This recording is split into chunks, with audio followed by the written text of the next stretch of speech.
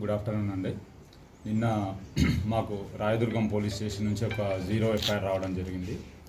అక్కడ ఒక victim age about 21 to 22 years, ఈ ఫిలిం ఇండస్ట్రీకి సంబంధించిన కొరియోగ్రాఫర్ ఎవరైతే జానీ మాస్టర్ ఎవరైతే ఉన్నారో ఆమెని సెక్సువల్గా అబ్యూజ్ చేసినట్టుగా, థ్రెటనింగ్ చేసినట్టుగా, వర్క్ ప్లేస్లో థ్రెటన్ చేసినట్టుగా, సెక్సువల్ అబ్యూజ్ చేసినట్టుగా మాకు 0 ఎఫ్ఐఆర్ అయ్యి మాకు ఇక్కడికి రావడం జరిగింది. మాకు ఇక్కడ నిన్న మేము కూడా ఇక్కడ ఎఫ్ఐఆర్ చేసినాము.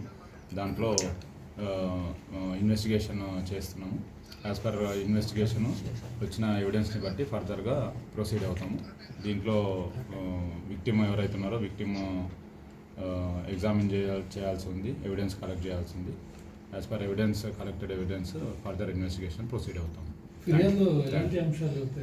అదే వర్క్ ప్లేస్లో సో సెక్సువల్ అబ్యూజ్ చేసినట్టుగా, తర్వాత థ్రెటన్ చేసినట్టుగా కంప్లైంట్ ఇవ్వడం జరిగింది.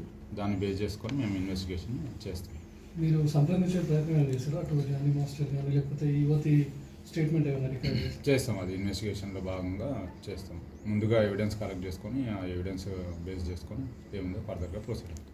జానీ మాస్టర్ను కాంటాక్ట్ చేసే ప్రయత్నం లేదు. ముందు మేము ఒక ఎవిడెన్స్ కావాలి కదా, విక్టిమ్ ఇచ్చే ఎవిడెన్స్ని బట్టి, ఆమె స్టేట్మెంట్ని బట్టి ఏముంది అంటే చూస్తాం. ఆమె వచ్చిందా సార్ ఇక్కడ? Thank you. విక్టిమ్ అందుబాటులోకి వచ్చినారు. ప్రజెంట్ లేనని చెప్తున్నారు. అవుట్ ఆఫ్ స్టేషన్ వస్తానని చెప్తున్నారు. చేస్తున్నాం. యాజ్ పర్ ప్రొసీజర్ ఏముందో అది చేస్తాం. Thank you.